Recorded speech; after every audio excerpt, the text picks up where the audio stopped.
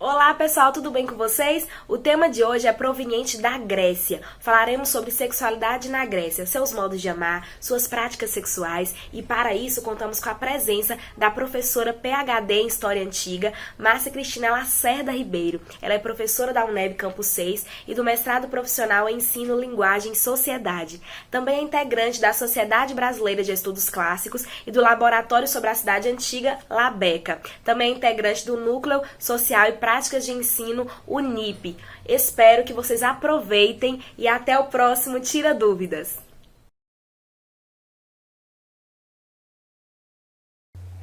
Olá! Inicialmente eu gostaria de agradecer pelo convite para participar desse projeto, dessa série de vídeos organizada pelo professor Jairo Carvalho e pelos alunos do 8º semestre de História do Departamento de Ciências Humanas, o Campus 6 da Universidade do Estado da Bahia. Vou falar sobre um tema que nos intriga, nos inquieta bastante, em pleno século XXI continua sendo um tabu: sexualidade e relações amorosas.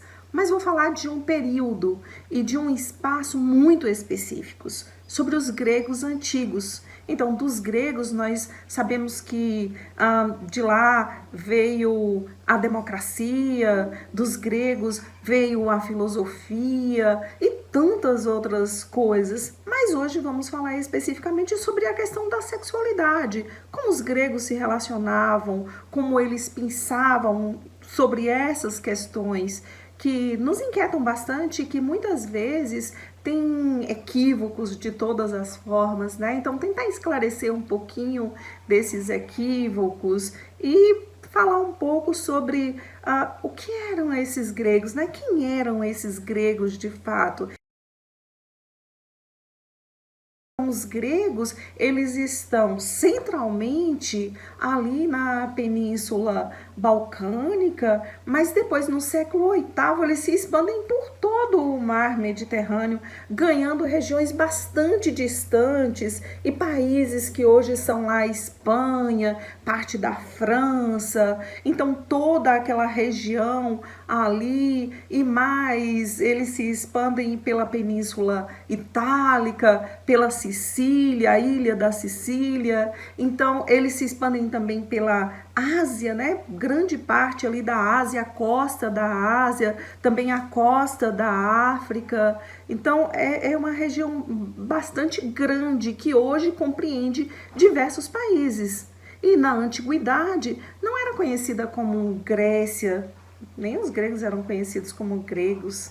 Eles eram conhecidos como helenos e aquele espaço todo ali era chamado de Hélade e possuía uma identidade comum, possuía uma cultura comum, mas estamos falando de cidades independentes. Então, por exemplo, uma cidade lá, a cidade de Siracusa, situado lá na Itália, ela tinha um governante próprio, ela tinha um sistema político próprio, assim como uma outra cidade lá do Peloponeso, que seja Esparta ou Olímpia, ou então lá na região de Atenas, né, na Ática e tal. Então, são governos diferentes, são sistemas diferentes, calendários diferentes, mesmo o idioma. É muito interessante que não existia uma língua grega una, mas existiam dialetos que eram entendidos ali de um para o outro, né?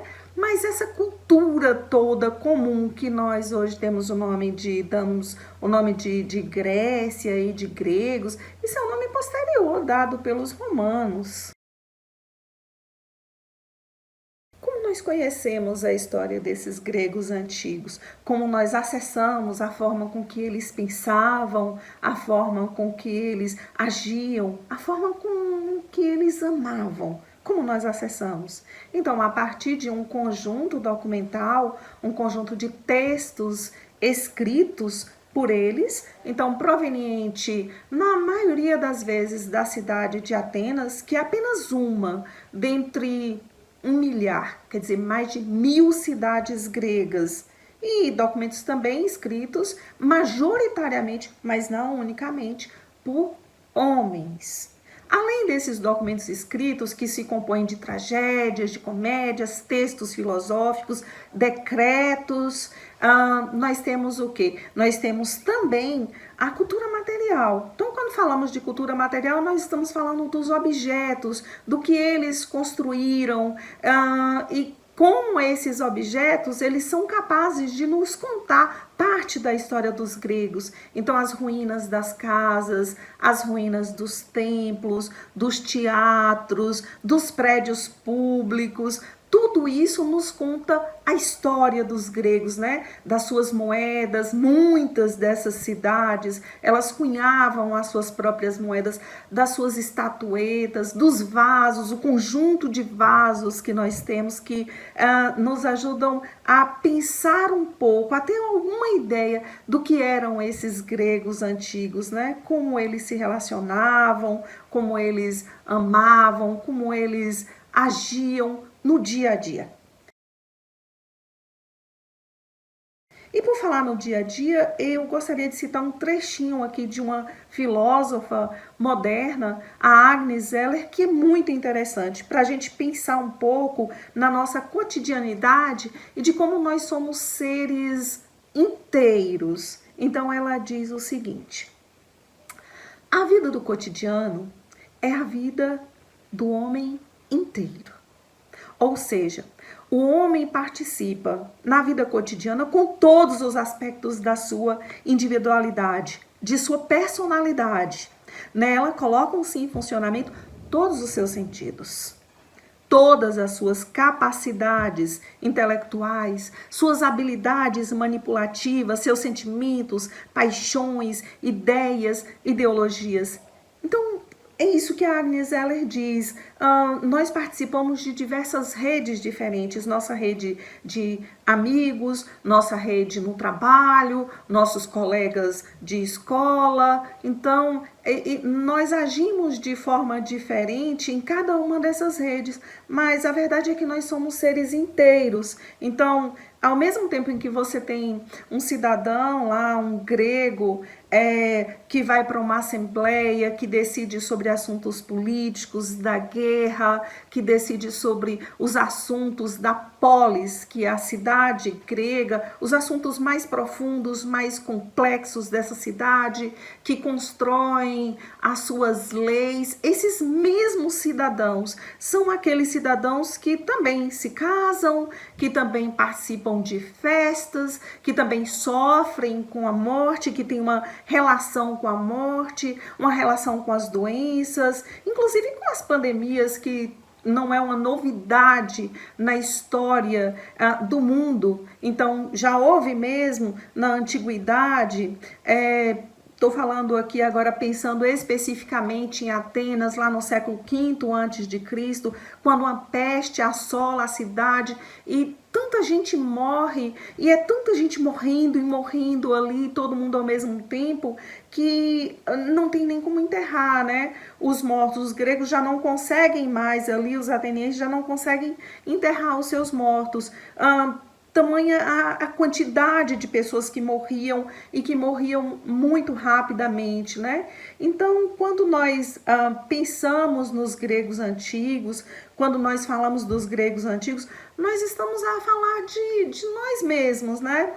Nós estamos a pensar sobre nós. Então, essa questão da mobilidade hoje que nós vemos pelo mar, de pessoas, de grupos que fogem hoje dos seus países para outros países, fogem por causa da guerra ou fogem por causa da fome. Nós tivemos isso também lá no mundo antigo grego. Então, de pessoas que deixavam as suas terras porque elas estavam com fome, porque elas não tinham terra, ou porque elas estavam guerreando. Então, são várias questões que nós pensamos hoje e sobre os gregos antigos e que ajudam a pensar o nosso próprio tempo. Então, como isso tudo é interessante, como é interessante pensar nessas questões todas, né? Como é interessante falar sobre as relações amorosas, como eles se conheciam, como eles se relacionavam, como eles se entregavam ao amor, né? Ao amor que, como hoje também, nós temos diversas formas de amar. Nós temos a nossa forma de amar um amigo, amar os nossos pais, e nós temos a nossa forma de amar aquele por quem nos apaixonamos, nos entregamos, queremos manter relações sexuais, enfim, essa forma de amar que era conduzida aí por Eros, né? Vem dessa divindade, Eros, daí vem erótico, erotismo. Os homens participavam de festejos, de comemorações diversas. Muitas dessas festas, eles bebiam muito, eles se embriagavam, faziam sexo e depois as mulheres até ficavam grávidas ali, acabavam abandonando os seus filhos. Esses homens também faziam inscrições de amor nos muros, inscrições sobre os encontros amorosos. Então são homens, são mulheres que se relacionavam, que matavam por amor, que morriam por amor, que faziam feitiços também por amor. Dizem que tem um monte chamado de Leucade, né? Lá na ilha de Leucade, e quando você estava muito apaixonado e que parecia que esse amor assim não tinha remédio, ele não era correspondido, então que a pessoa ia lá e se jogava desse monte bem alto em pleno mar. Se ela sobrevivesse, ela estava curada daquele mal irremediável do amor não correspondido. Na maioria das vezes, o que a gente sabe? As pessoas morriam, né? Dizem um mito que a própria Safo, uma poetisa da qual falaremos, se jogou apaixonada por Faon. Ela se jogou nesse monte e ela morreu de lá, ela se suicidou porque ela sofria desse mal de amor. Nós estamos falando de uma sociedade masculina, uma sociedade que era comandada por homens e que tinham um ideal do feminino. Então, era comum eles dizerem: temos as hetairas para o prazer, as concubinas para os cuidados diários do nosso corpo e as esposas para a procriação de herdeiros legítimos para cuidar do lar. Então, os homens imaginavam um tipo de mulher para cada coisa. Então, as hetairas, aquelas com quem eles se divertiam nas festas, nos banquetes, as concubinas, ou mesmo as pornais, e tem aquela mulher que a mulher é específica para o casamento. A Guiné, aquela com quem ele vai se casar, com quem ele vai ter os filhos legítimos, que vai ser o seu grande herdeiro político e da sua fortuna também.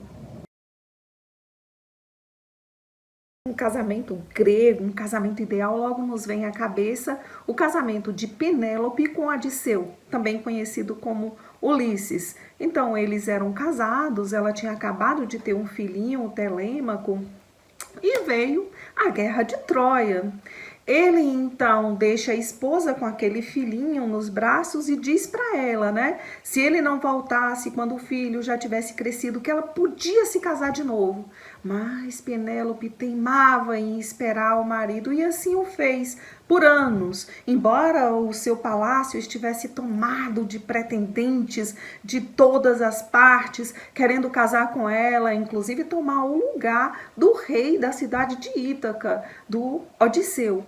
Mas ela inventou um ardil. Ela tecia um manto durante o dia, dizendo que era para o seu sogro Laerte, e ela desmanchava à noite. Com isso, ela tentava ganhar tempo, imaginando o regresso do seu esposo Odisseu. E assim ela ficou durante 20 longos anos. E Odisseu, por seu turno, que passou 10 anos na guerra de Troia, mas depois, mais 10 anos tentando voltar para casa, no mar, nas suas inúmeras aventuras ali na Odisseia, sem que os deuses o deixassem retornar para casa. Então, ele pensava o tempo todo no retorno, ele pensava o tempo todo na esposa, no lar, em retomar essa vida que ele tinha. Em uma de suas aventuras, ele para numa ilha, a ilha de Calipso, e se encontra com aquela divindade belíssima, linda, imortal, uma deusa, a Calipso. E a deusa então se apaixona por Odisseu e oferece para Odisseu, encanta Odisseu, ele passa ali anos da vida dele, encanta completamente por sua beleza estonteante, mas principalmente porque ele não tinha embarcação, ele tinha perdido os seus companheiros nos inúmeros naufrágios e ele tinha ido parar ali. E Calipso então oferece para ele duas coisas inimagináveis: a juventude, para sempre a juventude, e por outro lado oferece para ele a imortalidade. Mas ele amava Calipso durante a noite, se deitava com ela, e durante o dia ele ficava na praia, sentado, a chorar, pensando no seu lar e pensando em Penélope, ali com Penélope na cabeça o tempo todo, mas retido na ilha sem voltar para casa. Até que Zeus se irrita e fala: agora é hora de Calipso liberar o herói para que o herói possa voltar para casa. E ele simplesmente abre mão de uma juventude eterna, ele abre mão da imortalidade para poder voltar para Penélope, que, como a própria Calipso disse: olha, você pensa na sua mulher o tempo todo, mas o que ela tem que eu não tenho? Eu sou mais bonita do que ela, mais tudo do que ela, posso te oferecer tudo. Mas o tudo que o Odisseu queria era, na verdade, o retorno para sua casa, a retomada para sua casa e para os braços de Penélope. Então, esse é o casamento protótipo. Mas diferente dessa ideia de casamento lá contada pra gente por Homero, as mulheres, elas tinham um destino, que era o casamento. Então, desde pequenas, elas estavam sempre sob a tutela de um homem, sempre ali com um homem responsável por elas, era chamado o Quírio. E esse Quírio era o pai, depois era o marido, era um irmão, um tio. A verdade é que a mulher, ela tinha de estar sempre sob a guarda, sob a proteção de um homem. E o fim último da mulher era o casamento. Então, esse casamento que era um casamento arranjado, que não era um casamento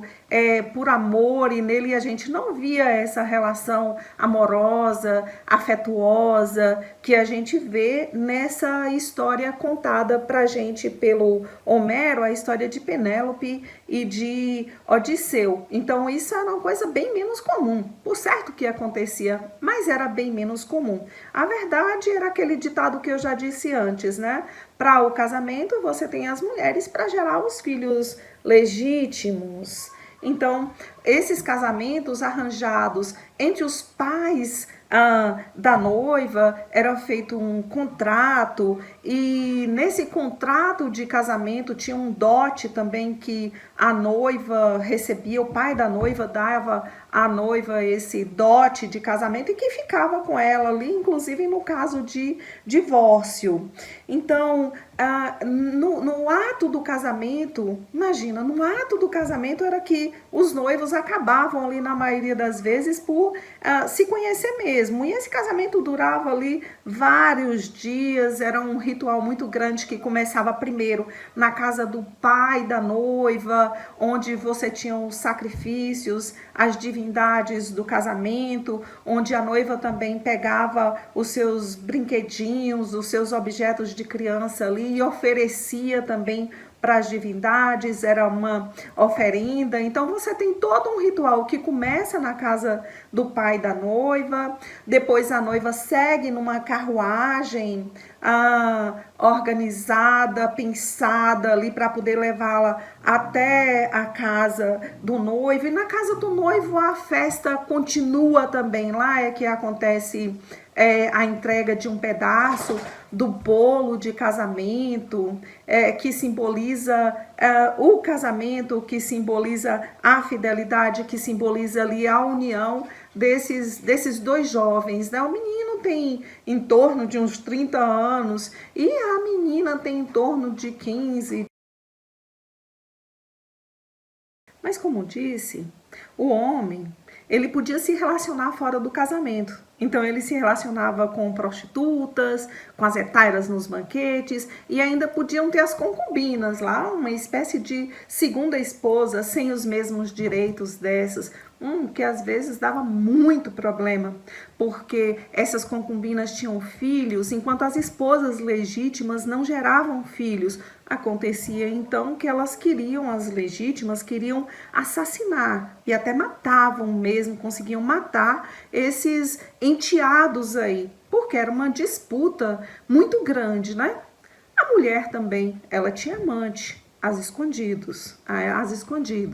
Se descoberta, seu marido podia e devia até se divorciar, porque era uma desonra das maiores, o adultério feminino.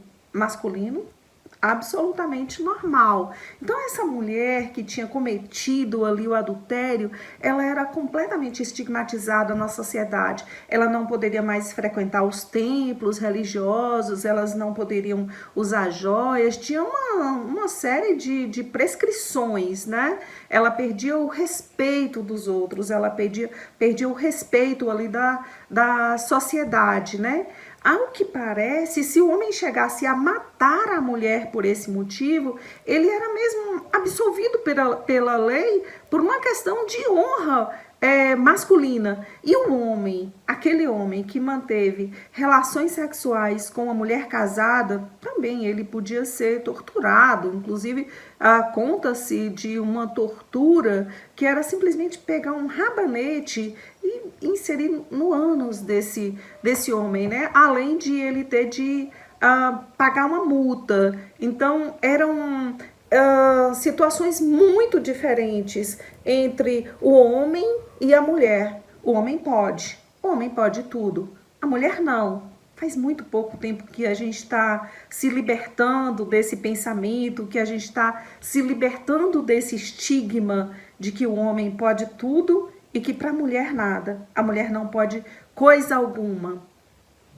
Mas verdade é que mulheres também traíam, mulheres se masturbavam, homens se masturbavam, e a masturbação ela era uma coisa absolutamente normal. Existia inclusive um vibrador artificial, uma espécie de um pênis, né, chamado de olisbos, fabricado principalmente pela cidade de Mileto, e essa cidade exportava esse pênis artificial para diversas outras cidades, né? É interessante que durante a guerra, que é uma grande guerra, a guerra do Peloponeso, ali entre os gregos, e uma cidade está contra a outra, aí Mileto vai e impõe um embargo. Então, o embargo é econômico. Olha, a partir de hoje a gente não vai mais vender, fornecer o olisbos, né, esse pênis artificial aí, para cidades inimigas. E isso gera uma série de problemas, porque esses objetos faziam falta na sociedade, né? Então, vemos aqui que as dançarinas nas festas, elas brincavam com esse objeto, sensualizando ali para poder chamar a atenção dos homens. Era um objeto utilizado também nas relações sexuais e pelas mulheres, principalmente quando os homens iam para a guerra e elas ficavam ali solitárias, né? E já falei aqui algumas vezes sobre as prostitutas. Então você tem as prostitutas que elas eram chamadas de pornai, daí vem a palavra pornô, pornografia. Elas eram muitas vezes, ou na maioria delas, escravas, ex-escravas, mulheres estrangeiras e muito raramente eram as cidadãs propriamente, né? A prostituição, no caso da cidade de Atenas, nós temos conhecimento de que ela foi regulamentada. Então, lá no século VI a.C., ela foi regulamentada pelo legislador Solon e tinha um objetivo específico. Dizia-se o seguinte: olha, os homens estão aí loucos atrás de mulheres, a própria juventude também, quando aflora a sexualidade, começa a buscar as mulheres. Então, a institucionalizar, legalizar a prostituição, ter um lugar onde os homens pudessem ir, significava o quê? Significava proteger essa mulher. Que mulher? A Guiné, quer dizer, aquela que era a mulher para casar. Então, o objetivo da prostituição era proteger a mulher com quem o homem gostaria de se casar. Era isso, era essa a ideia. Então, a gente tem documentos que nos contam como essas casas de prostituição existiam, elas pagavam, inclusive, um imposto, né? O chamado proxeneta, que era o cafetão, aquele que agenciava essas moças, essas meninas, né? Botavam essas meninas muitas vezes na porta da casa para poder mostrar ali, se mostrar aos homens quando esses homens passavam, chamando os homens para dentro dessas casas de prostituição. Então, essas casas pagavam esse imposto chamado de pornicon, derivado da palavra pornai, que era essa prostituta. Essas prostitutas, elas estavam ligadas à casa, ou então elas trabalhavam individualmente pela cidade, no porto, ou então nas esquinas, nos muros, e era uma prostituta que você poderia pagar um valor mais barato. Você encontrava ali em diversos pontos da cidade. Então, tem relatos de mulheres mostrando, né, são relatos de homens, né, falando de mulheres que ficavam mostrando os seus corpos, as suas qualidades e chamando esses homens, tanto para o canto dos muros, quanto para essas casas de prostituição ali mantidas na cidade de Atenas, mas em outras tantas cidades também você tinha esses lugares específicos de prostituição e encontrava essas prostitutas autônomas também espalhadas em vários pontos da cidade, mas todas tinham de pagar um imposto, sim, uma taxa de prostituição. Existia um oficial específico na cidade pela cobrança dessas taxas. Existia ainda um outro tipo de mulher para os prazeres masculinos. Então, essas mulheres, elas eram chamadas de hetairas e eram, na verdade, também garotas de programa, só que mais refinadas, poderia-se dizer, de prostitutas de luxo, que sabiam cantar, dançar, tocavam instrumentos, participavam de grandes banquetes masculinos, festas da elite, onde participavam esses homens da boa sociedade, ali com diversas mulheres ao seu bel prazer. Então, eles falavam sobre política, sobre filosofia, sobre diversos assuntos, bebiam muito, muitas vezes passavam das contas e eram aí ajudados também por essas moças. Comiam, bebiam e, claro, faziam sexo, orgias. Então, nós temos um conjunto de vasos gregos com várias cenas dessas festas, desses banquetes, em que nós vemos essas mulheres em diversas situações diferentes, onde nós vemos esses homens também em diversas situações. O que se pagava a uma hetaira era bem diferente do que se pagava a uma pornai. Elas eram mulheres estrangeiras, às vezes elas eram também ex-escravas e elas chegavam a acumular verdadeiras fortunas. Muitos desses homens se encantavam por essas mulheres e acabavam por transformá-las em suas concubinas, em suas segundas esposas ali, em companheiras, né? E quando acontecia de uma gravidez indesejada, o que se fazia? Então, tanto quanto hoje, às vezes as mulheres ficavam grávidas, elas não queriam ter os seus filhos. Então, o que elas usavam para poder fazer o aborto? Sim, faziam aborto, usavam ervas para se fazer abortos, usavam filtros mágicos. Outras vezes, quando essas crianças chegavam a nascer, essas crianças eram abandonadas e até mesmo mortas. Outras vezes, para se evitar a gravidez, usava-se então o coito interrompido. Então você parava no meio da relação sexual antes da ejaculação, que era uma das formas de se evitar a gravidez. Ou outras vezes, que a gente também tem relato, fazia-se o ato sexual no período da menstruação. Para os gregos não tinha problema nenhum, a menstruação era uma coisa normal e eles tinham relações, mantinham as relações nesses períodos também. E sobre a homossexualidade? Primeiro, essa noção é completamente estranha aos gregos antigos. Ela foi uma criação do século XIX. Mas verdade é que as relações entre homens ou relações sexuais entre mulheres, elas sempre existiram e existiam também lá no mundo grego antigo.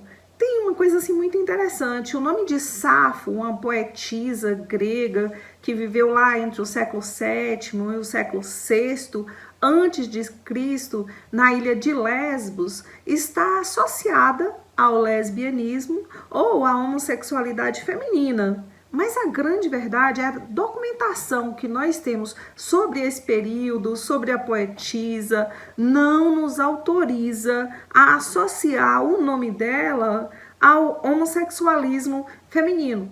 Sua poesia fala sobre juventude, sobre memória, casamento e fala também sobre o erotismo no universo feminino. Então, muitos estudiosos têm feito essas associações, mas nós não temos realmente elementos contundentes para poder fazer essa afirmação. Então, ela era uma poetisa bastante famosa, fazia parte de uma elite e os dados biográficos que nós temos sobre ela são apenas resquícios do que a gente encontra na própria poesia. Ela teria tido alguns irmãos, fala sobre a mãe dela, a filha, uma filha que ela teve que tinha o mesmo nome da mãe, mas ela viveu talvez na cidade de Mitilene, que era uma cidade muito rica, muito próspera, mas o que nós temos, na verdade, sobre ela é muito pouco para falar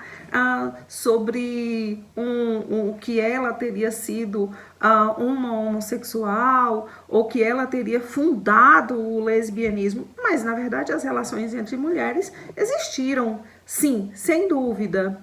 Nós temos um conjunto de vasos gregos que nos mostram relações masculinas na maior parte das vezes. Lembrando também que falar sobre mulheres não era uma coisa muito comum. A gente está numa sociedade masculina e os homens falam muito mais sobre os homens do que sobre as mulheres. Existe uma prática em várias cidades gregas, mas existe uma prática especificamente em Atenas que era chamada de pederastia e que muitas vezes é confundida por nós como homossexualismo, homossexualidade, relações homossexuais que sempre existiram ao longo de toda a nossa história e não é diferente nos nossos dias hoje, né? Falar de uma relação apenas entre homem e mulher, quantas variações existem nesse meio, mas existia especificamente na cidade de Atenas essa instituição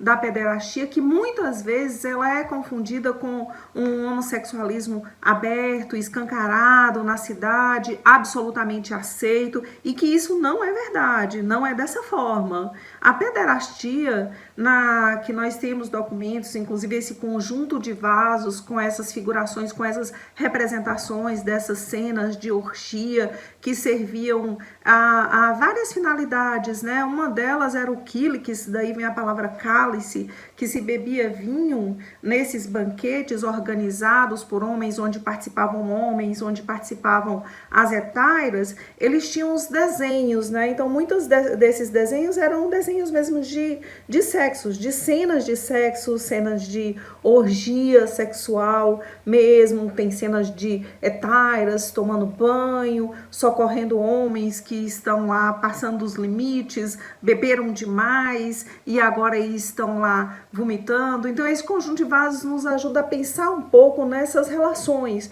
que são essas relações entre um homem adulto e um menino. Então, um menino entre 12 e 18 anos, isso era aceitável, isso fazia parte da educação do jovem ateniense. Durante um período determinado da vida dele, ele ceder a esses cuidados de um homem mais velho, então que envolvia um conjunto de coisas e não apenas ou especificamente uma relação sexual, que podia até acontecer também, mas com muitos limites e muitos poréns aí. Então, o que acontecia primeiro é que esse homem chegava, fazia corte ao menino, ali cortejava, meio que assediava um menino, e se esse menino aceitava, muitas vezes ali ele ganhava um presente, né? E se ele aceitasse, se ele recebesse aquele presente ali,